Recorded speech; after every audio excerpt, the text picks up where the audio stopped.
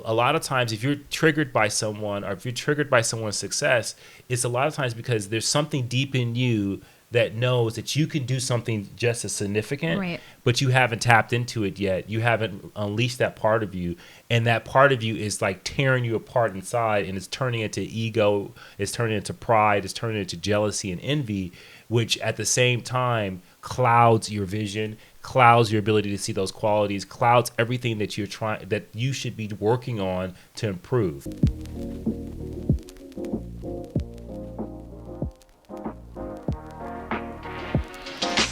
Hey guys, welcome back to the Push Podcast. I am Janelle Copeland. And I am Edward J. Copeland, the last that will ever be, because we have all daughters. That so is not true. There may be a.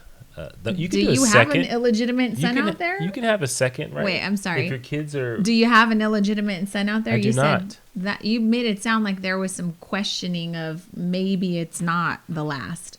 No, that's not That's what I what was you saying. said. That's not I what was bet saying. the people heard the same thing. The people will hear whatever they want to hear. But what is the truth is that what I was saying is that the children, our daughters, can have a son and name them after me, and They're that would not be gonna the do second, that. right?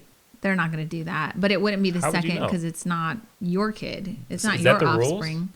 I'm pretty sure. Let's get back to. Let's just be clear that you don't have an illegitimate I do child not out there. have an illegitimate child out there. For those that might be wondering. What would happen? That would be a what in the world, right? Oh, yeah. Somebody knocks on the door, says, hey, I heard the Push podcast, and surprise, there here's is an Edward J. the Second. Yes, exactly. And how old would this Edward J. the Second be? It would be pretty old. It'd have to be at least, 25, 26 years old. This is giving me like Rachel Hollis and Dave Hollis vibes, where one day they had a podcast. It was about rising together, and then boom, they're Oh getting my divorced, God. and now the Rise Together podcast is no longer rising together. Absolutely. I would still rise with you if the kid was over 16 years old. Okay. Perfect. If the kid was 3, that'd be a little questionable. That'd be all bad. That'd be like, hey, the Push podcast is taking a little hiatus because Janelle needs to Hey, process sometimes through you just gotta push through. That's what I You tell sound people. like a total dick right I'm now. just joking. You need to clean this up real quick right yeah. now, Edward Copeland. All right. Well, You know? speaking of, You're not gonna clean it? yeah, I'm gonna clean it. Okay, I do not have a legitimate child out there. I figured I didn't have to clean that up. It was a given. It's not for me. It's But for them. The people. Okay. The people. You are officially cleaned up. I don't know how do you clean up something. By the way, You declare. Speaking of someone that you spoke about. This sounds real messy, and this is like avoidance at its finest. No, I'm talking about the personal development queen herself. That got herself in a little bit of a pickle when it came to. Are you deflecting to Rachel Hollis right now? No, I'm not deflecting. Okay, here's the thing. I do not have a illegitimate child out there. See how I do not nervous he is right now? nervous Can't at even all. commit. I don't understand. Okay, can we move on now? Just say, honey, there are no children out There, there honey, that there are are at no- least 16 years or younger. There are no other children out there besides the children that are in this house. You guys heard it first here live. Live and direct. I am for sure. Just kidding. Okay. I wasn't worried about it, but when you started like tiptoeing around it, I was worried about it for the listeners, honestly. Oh, really? Like, because I trust you. You're very Jesus-like, The but listeners, they're okay. They know. They have an understanding. Okay. All right. watch the feedback. Can we? Y'all leave a review. Can we get back to the? I want to know how many Edward J. Copelands are out there. This has turned into an official what in the world. Oh my God. Okay. So back what to in you. the world? So a couple of things. So yeah, we're gonna get to the episode, but Don't talk about anything we're not supposed to talk about. What do you mean by that? Well, we had a couple of what in the worlds that came up this No, week that I we know. cannot talk I'm not gonna about talk about- I'm just- because that's not nice. I just want the people to understand. So, Rachel Hollis, who, if you don't know who she is, she writes books. She's in personal development. She does conferences and things of that nature. Mm-hmm. My what in the world is how someone I think is very, very intelligent, Mm-hmm. has done a lot to be successful, how they can lose touch, right?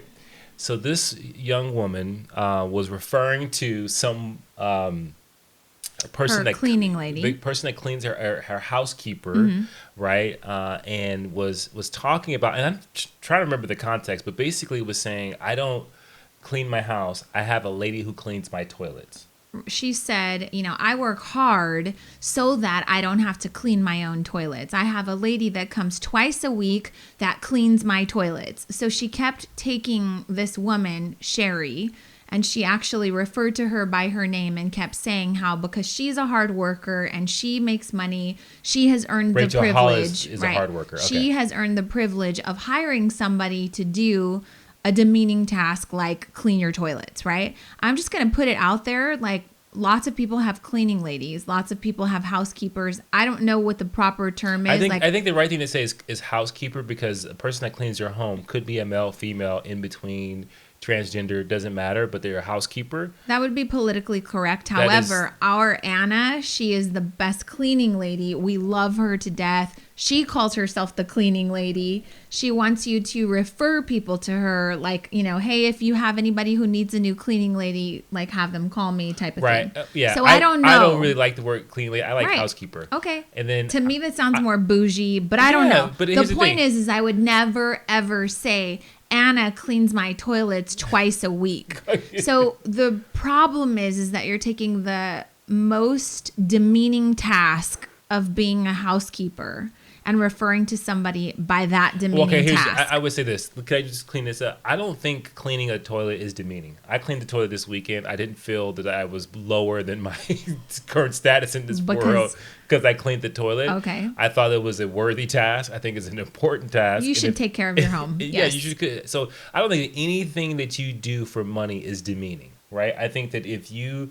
No, I don't. I honestly, I think if you set out to say... I agree. I'm saying people would say that might be questionable, but that would be based on your beliefs and what you because there are plenty of thinking. There are people who have multi-million-dollar cleaning companies that would say that cleaning a toilet made me a millionaire, right? So there's nothing demeaning about it at all. But I do think that... So getting back to the point...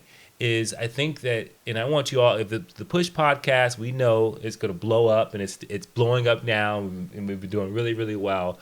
But we have to make sure, no matter what happens with our podcast, what happens to our business, that you stay grounded and you don't lose touch. Right. Because the problem wasn't the fact that she kept saying, I have the person that cleans my toilet. Right. The problem was when people responded and said, hey, don't you think that you should maybe reframe that? Maybe you're kind of talking to her as if she's doing a demeaning task. Well, it got really messy. Then you start to devalue a human being right. and the actions that they take to feed their family. And then she didn't get that her audience was saying, hey, stop saying she cleans my toilet. Give her a little bit more respect. Right. So then she goes on to like basically defend herself and then say like, well, first of all, my team told me not to respond to it and it would blow over. Well, you're blaming it on your team. Never do that as a leader. The next thing was she decided to do a TikTok video and post it on Instagram saying, you guys are messaging me telling me that I'm privileged. Guess what? I am. I bust my ass every day. I wake up at 4 a.m. I do all the things that most people won't do so that I can live a life that most people won't live. No, she said so I won't be. What was the word? No, that's what she said. So that I can live a life that most people won't get to live, a life of privilege. Yeah. She said, and then you're also messaging me, telling me that I'm unrelatable. Gotcha. I'm trying to be unrelatable AF, like Oprah, Rosa Parks, RBG, and people were like, whoa, I'm really offended now that you're referring to yourself, putting yourself in this category. The point is I showed Jordan the video because like our team sent it to me and was like, hey, could we never have this mishap, right? Right. And then I showed Jordan the video, which was my first time seeing it, and she's 15 years old with zero context. She said, ooh, that's cringy. I'm embarrassed for her. And so that's kind of the point of this is like, if you have people around you that are giving you feedback, that could be your audience, that could be your following, that could be your spouse, that could be your 15-year-old daughter. If they tell you that something is cringy, you should take it down, you should address it, you should fix it. And that's part of your responsibility, as someone who puts your stuff out there, is to listen to your audience and see what sits with them and make apologies and clear things up and understand that sometimes the way that you're coming off isn't always the way that it's received. Right. That's the end of the story, right? Right. And so that I brought that up so that the audience can really, like, this is not about a gossip situation. We're not trying to gossip about this person, but what we're trying to get is that, like, there's a level of success that we hope all people who are listening to this get to enjoy, whatever that measurement of success is, whatever how you would define success. But the key thing is you can't lose touch of, like, listening and understanding people and having empathy and like, when you lose those things, and a lot of times it's because you get caught up in this new world that you're a part of, then you get yourself in trouble.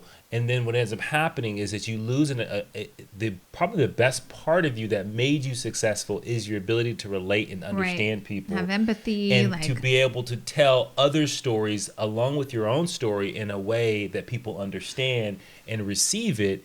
And when you lose touch, I think that then you get yourself in these situations where you start to you start backtracking, or you start to, you don't find ways to make things better when you say things out of line. Because no one's going to be perfect. You're going to say something that's going to bother someone, but being able to understand why it bothered them is so important. And I have no doubt that we will have a misstep. I hope that we don't, but I think that when you do misstep, whether it's in your voice and it's the way you made someone feel, if it's brought to your attention, you need to address it, you know?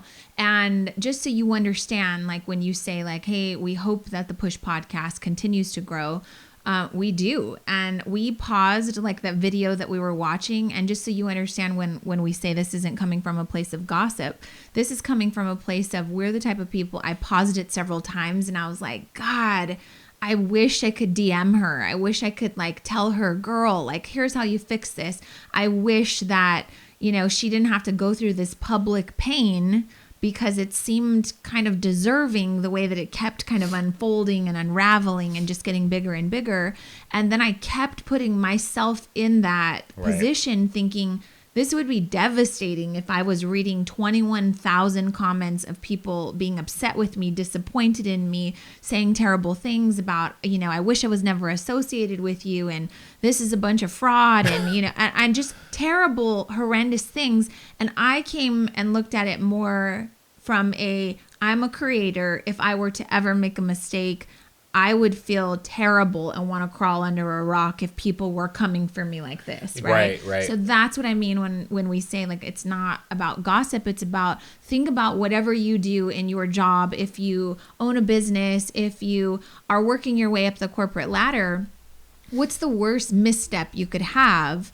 And if that were public and you had to kind of climb your way out of it publicly, that would be painful. Yeah, and we see it all the time with celebrities and athletes that get themselves in these conundrums where they just take the wrong step to get out. And a lot of times it's just about, like, being honest and, getting an apology that's authentic, that's real, instead of, a lot of times they do these press conferences and they read these things and people go, Well, that's and the what reality happened.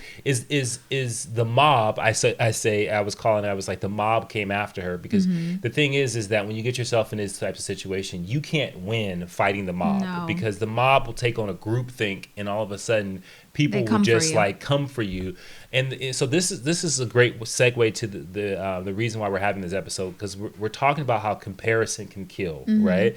And the key thing is that a lot of times a lot of people who are in the personal development industry will probably compare themselves to a Rachel Hollis and feel bad about themselves, right? They'll look at, because you don't have 2 million followers. You don't have 2 million followers. You don't have books that are published. Maybe you think you're just as articulate. Maybe you think that you can write as good, but you're just not getting. You don't have that big break. You don't have that big pop.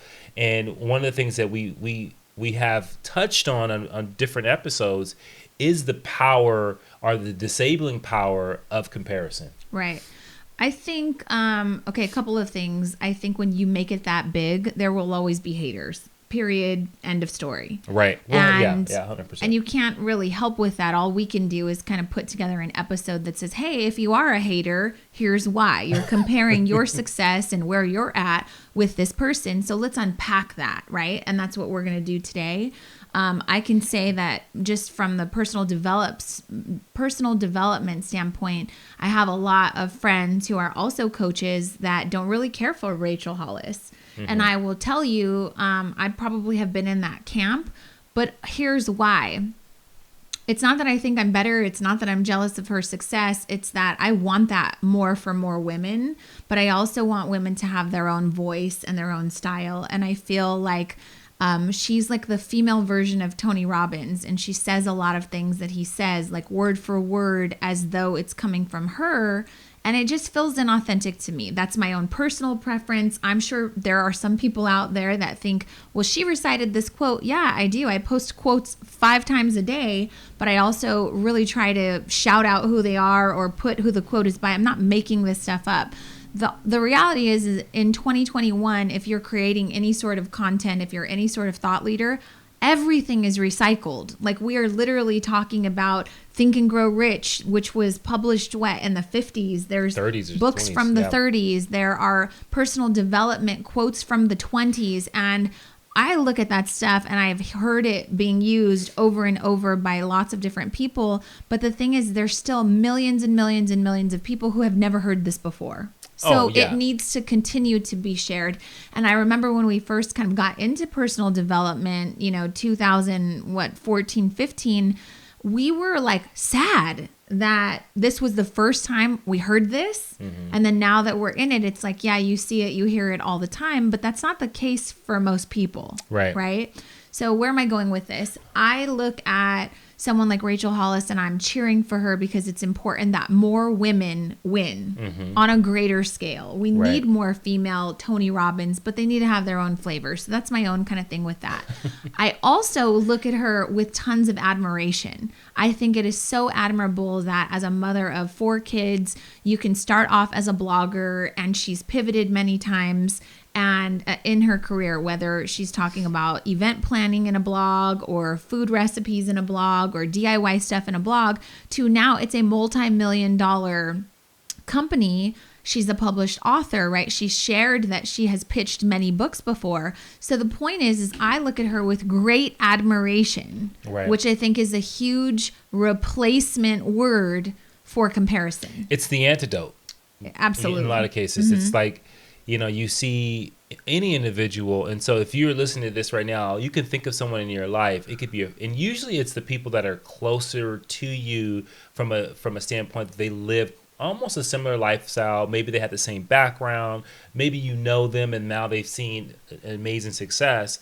And that's where the comparison can sometimes be the worst. Right. And a lot of times what we get to places is of envy and jealousy.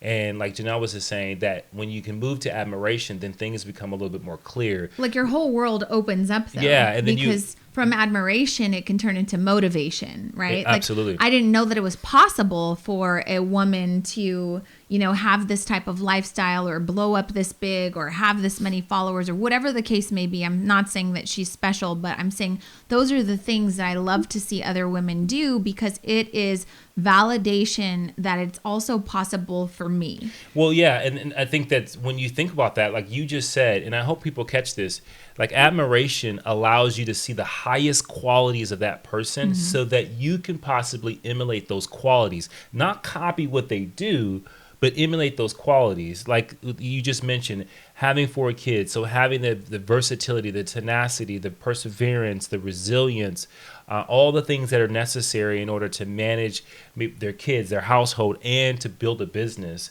Those are high qualities. Those are things that you want to try to emulate and say, okay, if that person can do it, I can do it. And I think that when we see people, and we've said this before, when you see people get extremely successful, like you get to the Beyonce level or the Oprah level, there's no comparison. There's no comparison, right? And so you don't spend a lot of time, envious or jealous, because of the fact that they hit a stratosphere that maybe you don't believe you can hit. Right. And so a lot of times if you're triggered by someone, or if you're triggered by someone's success, it's a lot of times because there's something deep in you that knows that you can do something just as significant, Right. but you haven't tapped into it yet. You haven't unleashed that part of you. And that part of you is like tearing you apart inside, and it's turning into ego, it's turning into pride, it's turning into jealousy and envy, which at the same time clouds your vision, clouds your ability to see those qualities, clouds everything that you're trying, that you should be working on to improve. And I know you just came back from Tennessee, where someone just started their business. Yeah. So wait, let me address that and unpack that a little bit, because I think it's important for you as the listeners to understand, like, there's somebody or something you're comparing yourself to, right? And it's likely that you're comparing yourself to someone, whether it be like a cousin, a sister, someone close, like relatively at your level. Right. That's important. For you to identify the people that are triggering you, the people who you scroll through their social media and you roll their eyes and say things like, oh my God, I know their life isn't this perfect. It's so annoying. Why are they posting their new Range Rover, this and that? Those are the people that trigger you because, again, exactly what you just said, these are people you think should be on your same level. Right. And when they start to win slightly, or they start to look like they're bragging slightly, it triggers something in you. And I believe it's pulling and tugging at this potential inside of you that you know is there, but you haven't done anything to realize it. Right. So that's important. And the second thing that you said was, if you're a singer, if you're a creator, if let's just say you're a singer, you're a dancer, you're not likely looking at J-Lo or Beyonce saying, I'm better than her. You think that they're so high that they are no longer someone you can compare yourself to.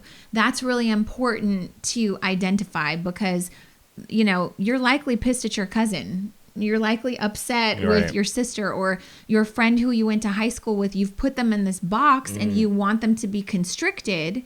And I mean, I have many stories to share, like about my family saying things about someone else or someone that we've done. And it's a lot of, who they really are. Like, they grew up like this, and they want to keep you in this bubble as though like they're upset that you grew. Yeah. And and that's so important. Like, I hope you guys caught that. Like, you have mentally put someone in a box, and like they say, and it's in the Bible, it says that you can't be a prophet amongst those who know where you come from, right? Because they will say, no, you're not special. You're Eddie who went to so and so high school. Right. I know all the stuff that you've done, right? And they can't see you in the new light and the new embrace that you tapped into. And the key thing is, what people don't understand is that we all have innate capabilities and capacities to do more. All we do, and all that we do in this world, is we unlock those things with exposure. We unlock those things with the ideas that we read about, that we see, and then we put them into action, and then we do something amazing and great. But we all have those things built inside of us. Right. Like, there's already like a box inside of you that has all of this potential. It just needs to be unlocked. But so often we're looking at other people, and it's just destroying our joy. And it's robbing some people who have a very good life, right? Who are doing something really special, and it takes them out of gratitude and puts them into envy. Right. So a couple of things, like kind of going back to Rachel Hollis's misstep, right? Like wanting to be unrelatable. I feel like I'm a natural empath. You know that. And I carry people's problems. And so I find myself overcompensating for our accomplishments. I'll give you an example. When we started posting about our remodel, I kept telling the story of, we waited and prayed and saved for 16 years for this. We lived in a shitty house where the tile was falling off of the kitchen, backsplash, because we had to wait. I saw other people winning. It made me feel bad. I was putting myself in a place of comparison many times in the last 16 years, but I had to remind myself that just because other people were winning, it wasn't taking away from my future blessing with my name on it, right? And so I find myself trying, because I know how prevalent comparison is and it can kill. Yeah. I find myself often coming from a place of, I already know you're going to be mad about this, so before you get mad, let's address it. Because it wasn't easy, right? And so one thing that I want to point out to people is you have to understand that when you're jealous of someone, when you are starting to compare yourself to someone, you have to understand there's a backstory. You have no clue what that backstory is. You have no clue what the struggle was. You have no clue what they went through, what the journey looked like, how much pain was involved, what kind of loss was there. if people don't read my posts and they don't see often that I post about starting my business in the middle of a recession after we lost our 6-figure jobs and after we were at our lowest, they could immediately just be like, oh, she's bragging. You know? So you don't know the backstory. You don't know the tears. You don't know all of the financial struggles, the bankruptcy that we filed, and like what that did to our confidence and all of that stuff. So I just want you to know that anybody that you're looking at comparing yourself to, there's a backstory that you're not aware of. And the backstory might not always be something that will make you feel better. Here's an example. If you see that, you know, hey, your family's going on vacation and you guys are going to visit the Grand Canyon, that's awesome. You see the Copelands are going to Greece and now your Grand Canyon vacation feels terrible, right? It does. Like people are like, great. I thought the Grand Canyon was great until the freaking Copelands went to Greece. You have no clue what we sacrificed. That's what I'm going to say. But also, you have no clue if we're in debt up to our freaking eyeballs and we're in a terrible ass relationship and we're trying to save our marriage and our kids hate us. You have no clue because you don't know the backstory. Yeah, but I want to just add this because I think and I think that perspective is real.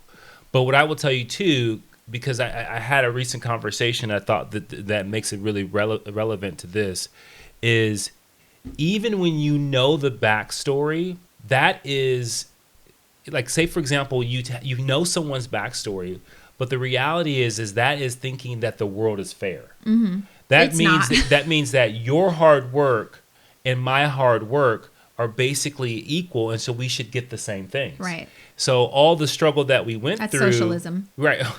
All the struggle that we went through to build the business, to do all these different things, someone else can have that same struggle and not have the results after the end of the day. So what I'm saying is yes, there is a backstory. That has happened to us. Yeah, there is a backstory, and that backstory may be worthy. That backstory may be justified. But then also there's some people who don't have a backstory that you know, they had a different journey. And the key is understanding that everybody's journey is different. Right. And this world is not designed to be fair, so to speak, but it is equitable from a standpoint that you're going to get whatever you need and whatever you require to get the things out of your life that you want to accomplish.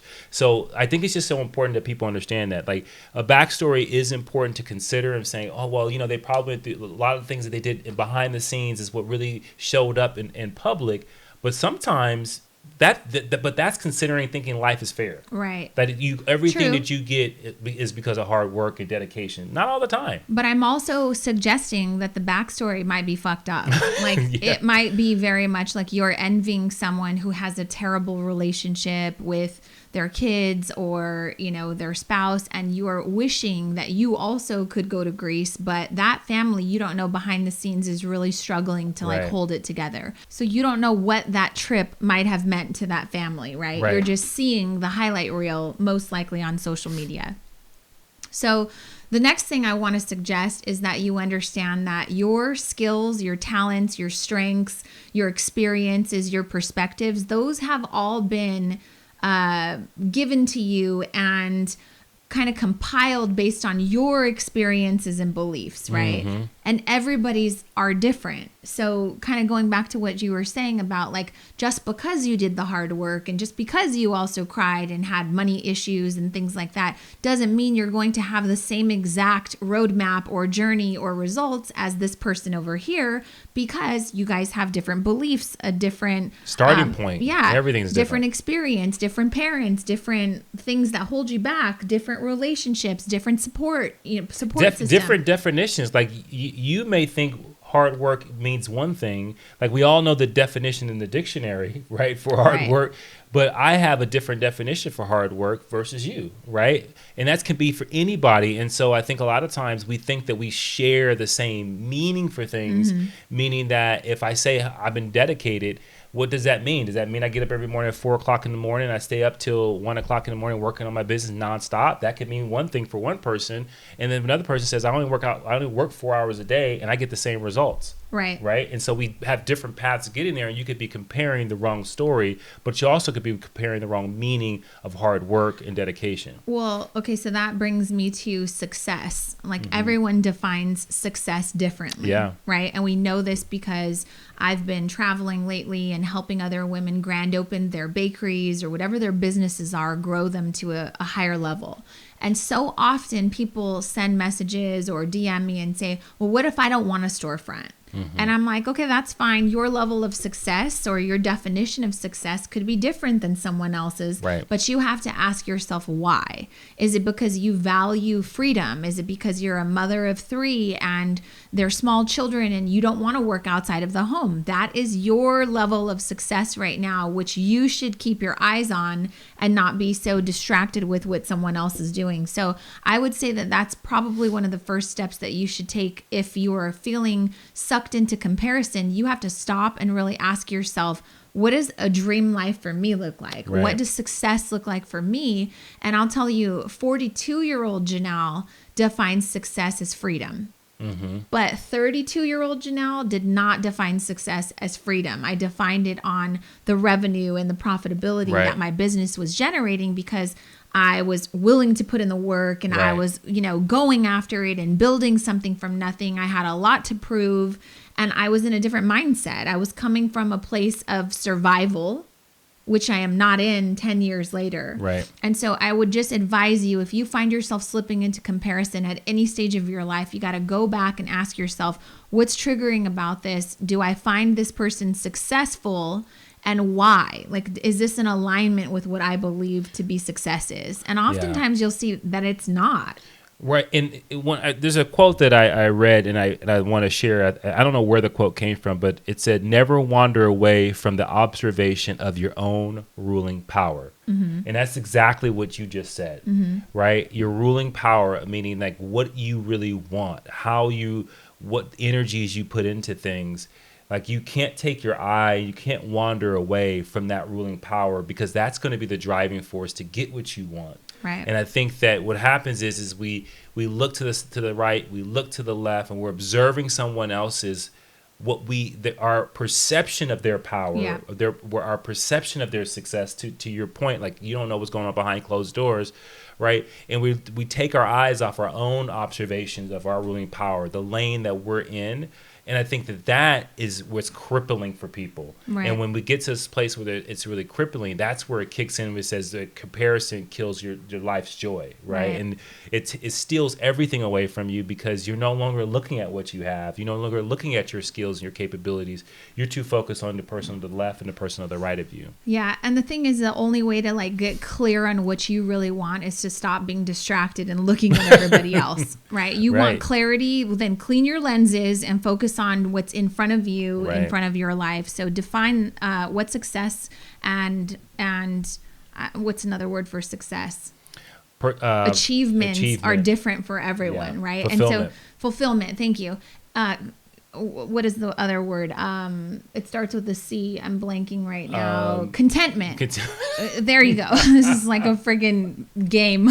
I just had a brain fart. But anyways, if you're unclear of what success or contentment or freedom or happiness looks like for you, I would really encourage you to go back and listen to episode number 82 because we gave you, I think, 85 questions to help you dream bigger and define what your dream life should 100%. Look like and feel like for you. No one else but for you. Yeah. And I think when you do that and you take that time to really understand what success is for you, and then you peel back and you start to reverse engineer, like, okay, what are the things that I know that I can do? What am I good at? What are my skills are? And if you still don't know what those things are, then that's when you've got to expose yourself to something new, right? You got to read a book. You've got to take a class, those types of things. Take Passion to Profit, which is a course that we offer. Which is open for enrollment soon. Yeah, absolutely. And so those are the things in which you get exposed to things, and all of a sudden you can focus on your own observation because now there's something to look at. Right. Now there's something to work with. I think so many people sit there, so to speak, somewhat empty in a sense, because they have been looking left and right so long and with so much focus that they forgot themselves. Right. they forgot who they are. They forgot what they love. They forgot what they really find passion in. And all of a sudden they just see the things that are, you know, shining and glitter and lights in someone else's life. And they go, I want that. Right. But they forget what they already have. Yeah, so this kind of reminds me, you mentioned about Passion to Profit, which is our 8-week business masterclass that's getting ready to open for enrollment. You can go to JanelleCopeland.com to get more information about that if you're a small business owner. But this reminds me of one of our students, Lisa Varnado. I have been saying her last name wrong for 4 years. I always call her Lisa Varnado. In my defense, we met on Facebook, and 90% of our relationship has been via text, right? But even when we became friends and started speaking on a regular basis, she never corrected me. So here I am 4 years later with her. Right. And, you know, I was like, hey, this is Lisa Varnado. She still did not correct me until I asked her to introduce herself this weekend at her grand opening. And she's like, hey, this is Lisa Varnado. And I'm like, wait, time out. What did you just say?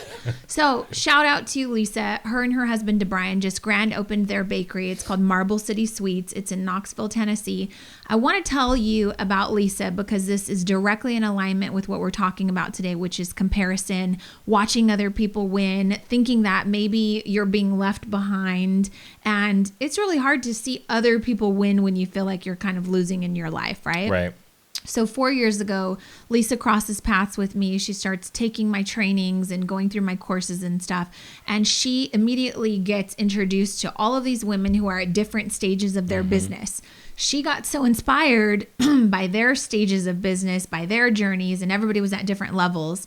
And so they start opening up bakeries or raising the revenue in their current bakeries and just doing big things, right? Well, it invited her to step up what her dreams were for herself. Right. So she declares to her husband and to her father, I'm going to open a bakery. And they're like, okay, well, get working on that. You know, start the business, do the stuff. She's literally at level 1, right?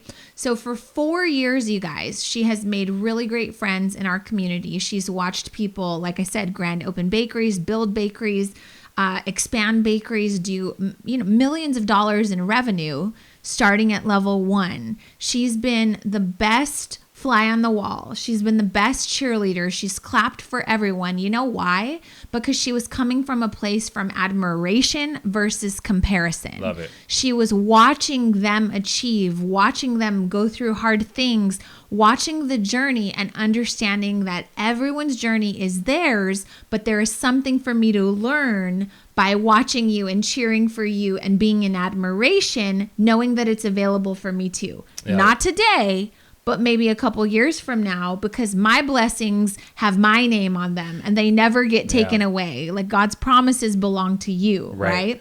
And I think that's huge because like your journey will reveal to you the time in which you're going to accomplish something. Right. So Christine Kane, she's one of my favorite preachers, and I remember seeing her several times. She says, God doesn't call the qualified, he qualifies the called.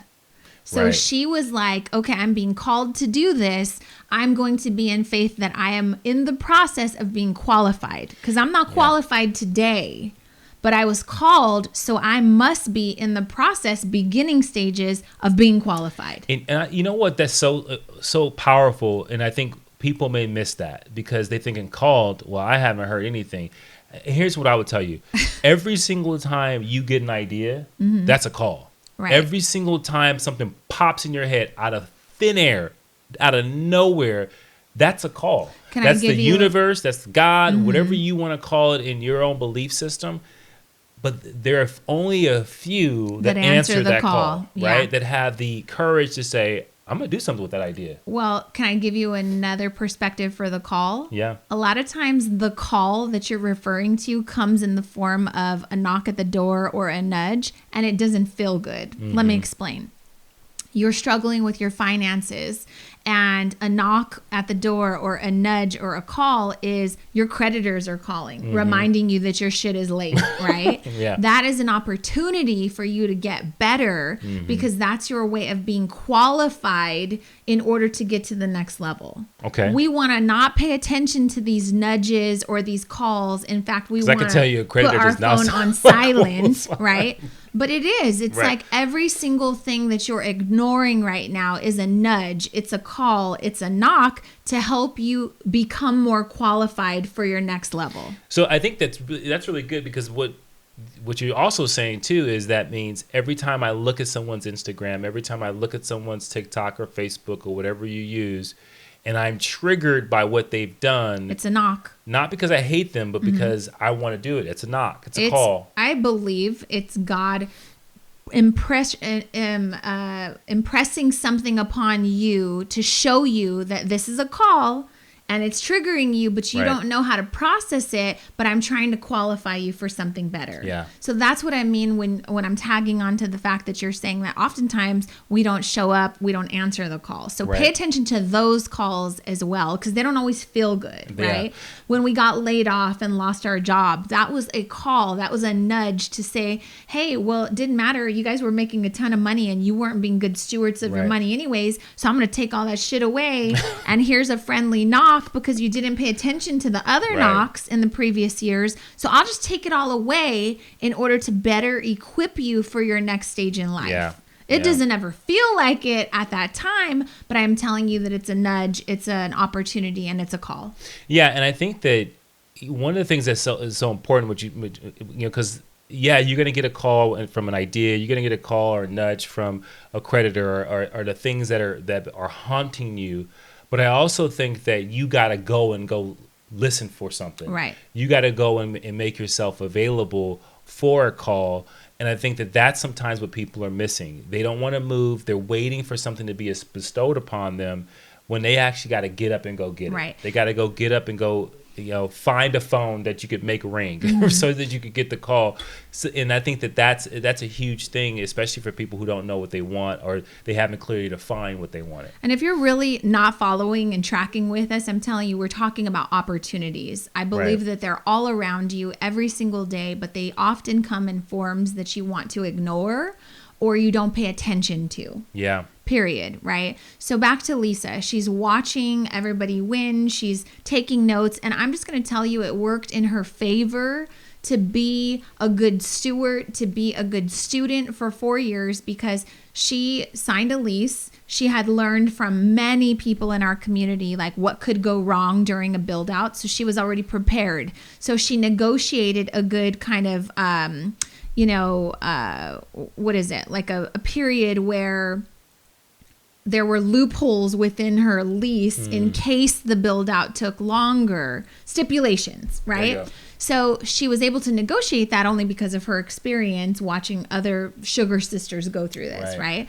So then it works out where she also knows that there could be problems with a contractor. So she vets contractors better, finds a great contractor, gets in a great lease, finds a great space, negotiates all that stuff, winning, winning, winning, and builds this business, builds this bakery from nothing based on everything that everybody else messed up on. Oh, I wish I would have put the sink over here. I wish that I would have created a bigger space up here. I wish I would have, thought ahead and remembered that I love to teach, so I should have created a space to teach. She has all of that checked off. And so I will just say, hands down, she built the best bakery, I believe, because she was not coming from a place of comparison. She was coming from a place of admiration. I love it. Stacking up all the learnings, thanking people for showing her what worked and what didn't. And she's going to be extremely successful because she waited until it was her turn. You know what that made me think of? And this is important. I think it made me think she was not a follower. She was a student. Yeah. And I think that when you think about like social media, for example, like you call people your followers, and sometimes you are a follower, right? A follower is you're just trailing behind, right? And then during that trailing, you're comparing yourself to whoever you're following and all of the above. But I do think when you take on a position that I'm a student of this person, and I follow this person just for the language of social media because I want to be a student and I want to pay attention to how they move and how they operate. I think that's when you become a Lisa Story. Yep. When you are not just following, but you're actually paying attention and being a student to what other people are doing. And I think that only comes when you remove your ego, and you definitely get into a place of admiration. But also the mindset of the student is very different than a follower. Yeah. I heard this quote by Jennifer Garner last week, and she said, "Never hurry, never worry." And to me, that just feels like faith. That's just like, if I know my blessing is coming, I know it has my name on it, I know I'm on the right track, I know I'm staying in my own lane, why would I ever hurry? And why would I ever worry? Right. Never hurry, never worry. Yeah. Isn't that good? I love that. I thought that was great. I don't like worrying either. I feel like it's a form of you were just self-harassment. not. You're just harassing yourself just all the time. So I think the theme of this is, replace the jealousy, replace the envy or the comparison, replace it with admiration, be a student, see what things are there to offer you, because it's not so much about getting to the arrival. It's really about what you become while you're in pursuit of something. Yeah. And oftentimes you'll see that it doesn't even matter if you ever get to the goal or the arrival point. It really just matters that you have gotten better, you've become more resilient, you've developed different perspectives, you have grown, and you'll be really happy with that. Yeah, and I think that if you continue to go down that path, you will define success for you. You will find the things that bring you fulfillment, not what you think in someone else's life that you want, and you think they have it, the grass is greener over there, when the reality is the grass is greener where you water it. Exactly. So nurture yourself, nurture your ideas, nurture your skills, and you'll get everything you want out of this life if you answer the call. That's right. Knock, knock. And push through.